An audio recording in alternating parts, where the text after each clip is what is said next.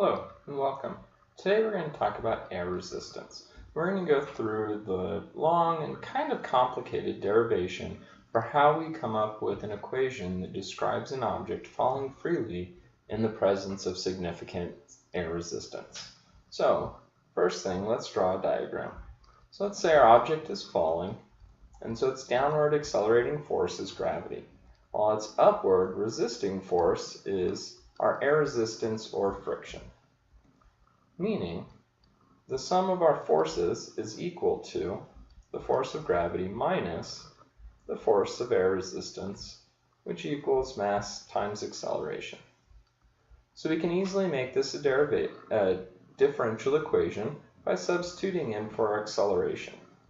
And while we're at it, let's substitute for Fg and Fr as well. So Fg just becomes mg, and our resistive force is proportional to the velocity of the object, and it's described as bv, which equals mass, and then for acceleration we substitute dv over dt. And it's this substitution that makes it a differential equation. So in order to solve this differential equation, our first step is to separate our variables. We have to separate the dt to the other side, and we have to move the velocity to the other side with the dv. So when we do this, we can multiply both sides by dt to move the dt over, and then we can divide both sides by mg minus bv to move that over to the other side. So once we've done this, we get dt equals m dv over mg minus bv. But I'm actually going to move the m to the other side as well, just so the dt isn't all by itself. So once we do that, we get 1 over m dt equals 1 over mg minus bv dv. So from here, now our dt is separated from our dv, and our velocity is with our dv, so we can go ahead and solve the differential equation. And the way we do that is by integrating both sides separately as if the other side wasn't there. So the first side is very simple. 1 over m dt just becomes t over m. Because there's no t, it's very straightforward. The other side is a little bit more complicated and actually becomes natural log of mg minus bv over b. And so those are two integrals, and then because these are both indefinite integrals, we can't forget the plus c. Now, before we can go any further, we need to solve for c. In a lot of cases, our initial conditions are 0, and so we can simply ignore c. But in this case, we need to solve for it. But we know that at a time of 0, we'll have a velocity of 0. So we can plug these initial conditions in for t and for v, and then solve for c. So when we do this, we get 0 over m equals ln mg minus b times 0 over b plus c. And so we can quickly see that this term turns to 0 and this term turns to 0. And so that leaves us with 0 equals negative ln mg over b plus c.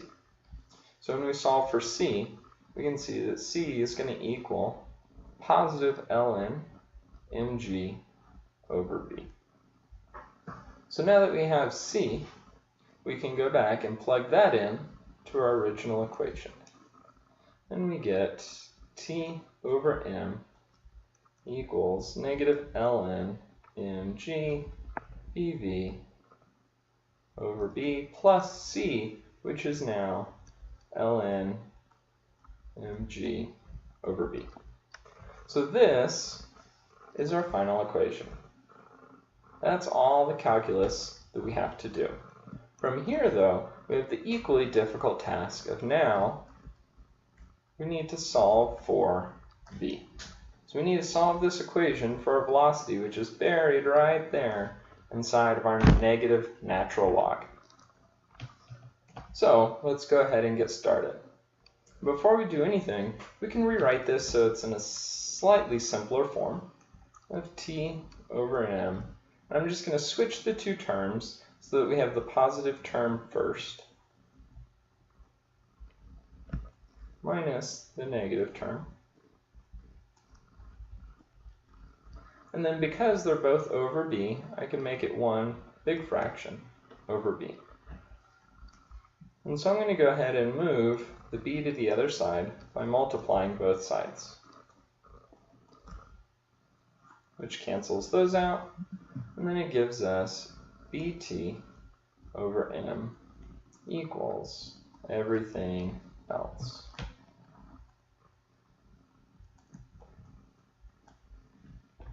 Now, we can see we have two natural logs, one natural log minus the other natural log.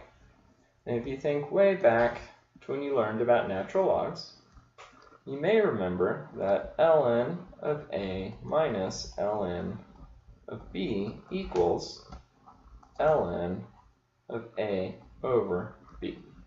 So I'm going to use that, in this case, to make our equation to reduce our natural logs to only one natural log. So I get bt over m equals natural log of the first term, mg, over the second term, mg minus bv.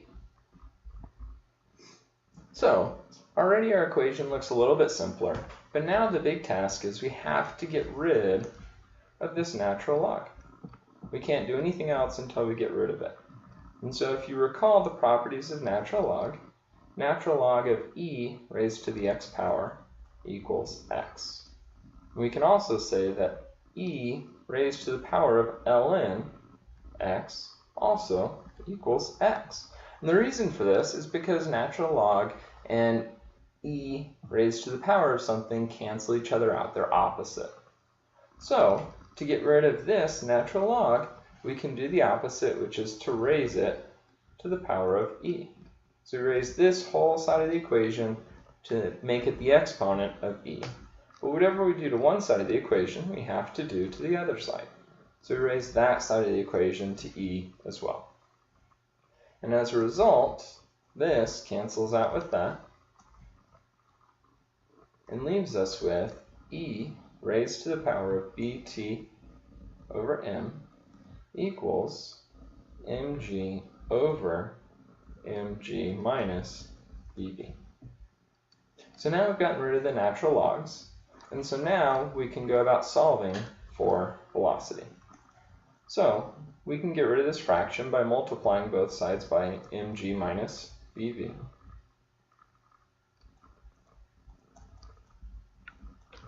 And it cancels them out and moves it to the other side, giving us mg minus bv times e of the exponent equals mg. So now I want to get rid of these parentheses, and the only way to do that is by getting rid of the e. And so I'll divide both sides by e.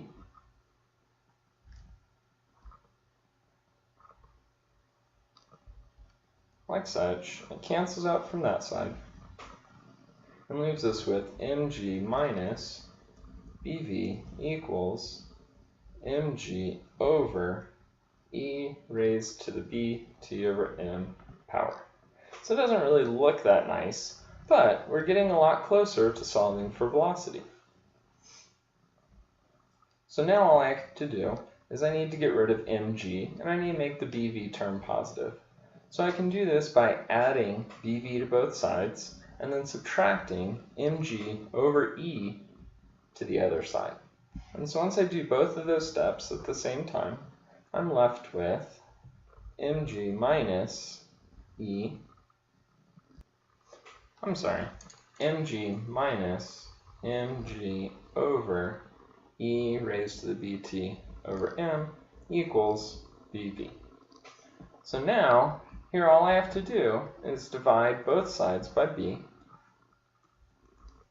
and I have v all by itself. And so this gives us v equals mg minus mg over e raised to the power divided by b, which looks pretty horrendous. And so now I can simplify this expression a lot. We can see that both these terms have mg in it, so I can factor out the mg. And so that gives me mg, parentheses of 1, minus 1 over e dt over m divided by b, which looks a little bit better. I'm going to go ahead and put the b with the mg, so it's a little bit neater, over b times 1 minus 1 over e bt over m. So it's looking a lot better. And the last thing that I'm going to do is I'm going to move this e with the exponent to the top of the fraction. And I can do that by making the fraction negative. And so I'll make the fraction negative, which will move it to the top, which will give me a final equation of our velocity equals mg over b times 1 minus e raised to the negative bt over m exponent. And so after all that, it gives us this as our final equation describing the velocity of an object at any point in time as it falls freely with a significant amount of air resistance acting against it.